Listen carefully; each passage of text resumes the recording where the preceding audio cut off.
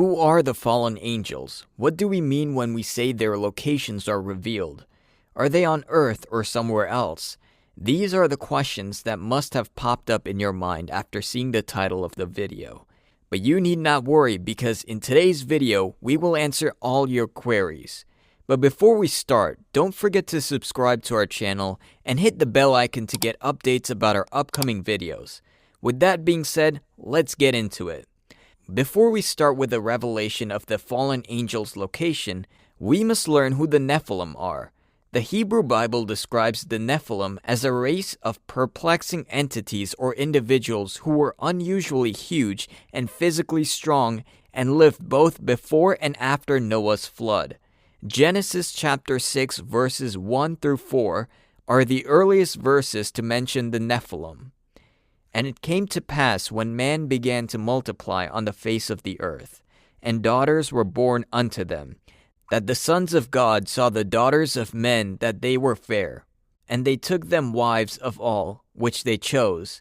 And the Lord said, My spirit shall not always strive with man, for that he is also flesh, yet his days shall be 120 years. There were giants in the earth in those days.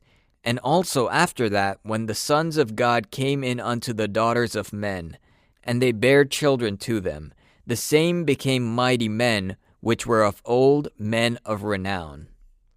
The word Nephilim means giants or the fallen ones in Hebrew. Scholars disagree about who the Nephilim were, nevertheless. There are several perspectives on how the Nephilim and the sons of God interact. Some claim that the sons of God in Genesis 6 verse 4 are fallen angels, and the Nephilim are children they had with human women.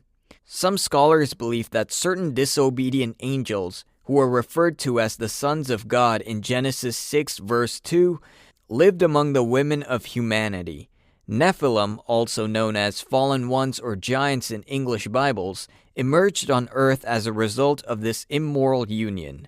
Some will connect this to 1 Peter chapter 3 verse 19, which says, For Christ also hath once suffered for sins, the just for the unjust, that he might bring us to God, being put to death in the flesh, but quickened by the Spirit, by which also he went and preached unto the spirit in prison, which sometime were disobedient, when once the long suffering of God waited in the days of Noah, while the ark was preparing, wherein few, that is, 8 souls were saved by water.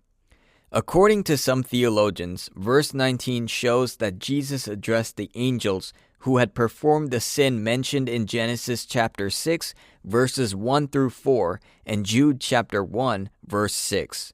The viewpoint also holds that the fallen angels who had an unholy union with human women and produced the Nephilim, and were imprisoned for violating the lines, are the sons of God. Jude chapter 1 verse 6 is translated in this fashion in the New Living Version. And I remind you of the angels who did not stay within the limits of authority God gave them, but left the place where they belong. God has kept them chained in prisons of darkness, waiting for the day of judgment. There are 2 reasons why the fallen angels are imprisoned. First, they did not respect the boundaries of the power that God granted them. Second, they departed from their natural habitat. God had a solid basis for imposing such an eternal judgment against them because the implication of their transgression was that they broke their lines and deserted their divine position. Regarding the identity of the angels in Jude chapter 1 verse 6, there are 2 points of view. According to Isaiah chapter 14 verse 12 through 14 and Ezekiel chapter 28 verses 14 through 17, the devil was arrogantly hoisted up against God prior to the war that broke out in heaven. This is the first point of view. These 2 biblical verses both have the following translations. Verse 12 through 14 of Isaiah chapter 14. How you are fallen from heaven, O Lucifer, son of the morning!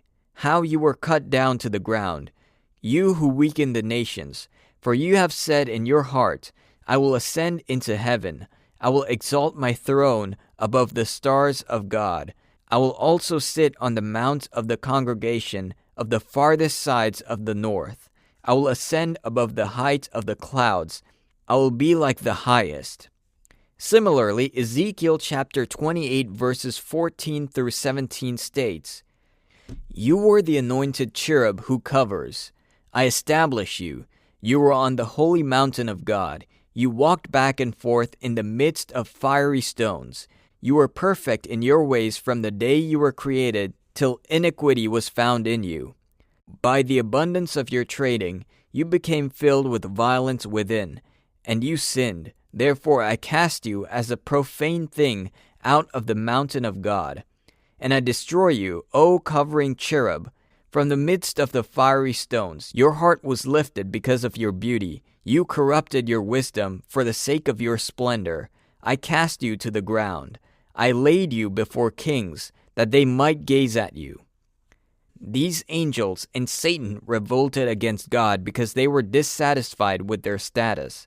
In order to split their ranks, the fallen angels plotted to destroy God since they were dissatisfied with their spiritual positions and joined forces with the devil to do so. A third of the angels joined Satan in this revolt against God. According to the second school of belief, these angels are divine sons who lived with human daughters. Jude is referring to the sons of God, according to the second school of thinking, which is shared by the majority of religious scholars. And the reason behind this thought is that we all understand that Satan is not imprisoned in darkness like the fallen angels. Since Satan is frequently described in the Bible as being on earth and moving back and forth, these angels who are imprisoned must have committed sins distinct from those that Satan did.